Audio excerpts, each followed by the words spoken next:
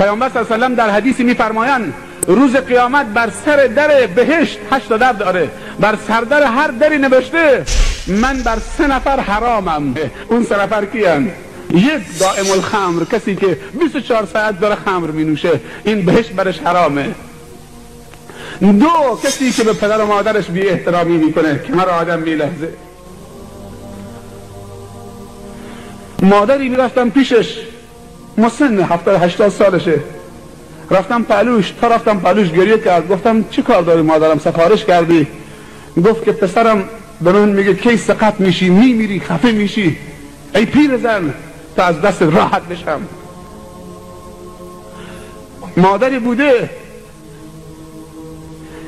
که زن پسرش به پسرش گفته یا من تو این خونه یا مادرت. مرده هم به زنش گفت مادرم بره بیرون تو باشی. پیامبر صلی الله علیه و سلم میفرمایند، علما میفرمایند دعای پدر و مادر در حق اولاد مثل دعای پیغمبر در حق امتشه. بترس از دعای مادر و نفرین مادر. چند بار به مادرت گفته ای پیرزن؟ دختره حالا دیپلم گرفته، دانشگاه داره میره، پاش رو پا انداخته، مثل یک نوکر کنیز به مادرش میگه خوراک درست کن، خوراک بیار، لباسم اتو بکن، لباسم بشور، من دانشگاه دارم میرم. یکی از علامات قیامت ان تلد الامة ربتها، این که بیبی کنیز بیاد بیبیشو به دنیا بیاره. سوال کردن تعجب کنیز چطوری بیبی به دنیا میاره؟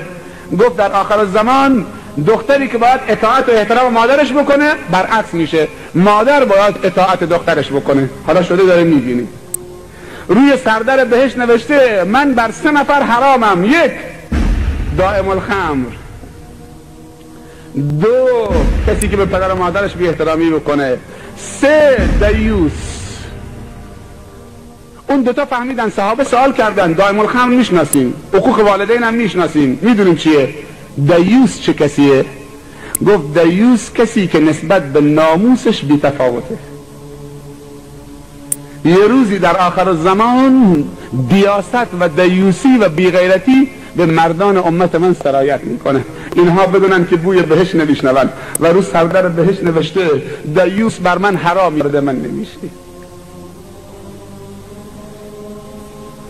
کسی که راضی بشه زنش آرایش بکنه، 7 قلم سرخ و سفید، عطر آتکلون، لباس نازک، کفشش، پاشنه کفشش 1 متر، کروب کروب تو این خیابون، بوی آتکلونش از کجا داره میاد؟ آقام عین خیالش نیست. جرأت هم نمیکنه زنش از جلو چشمش رد میشه، جرأت نمیکنه بگه زن کجا میری؟ ایداد ویداد.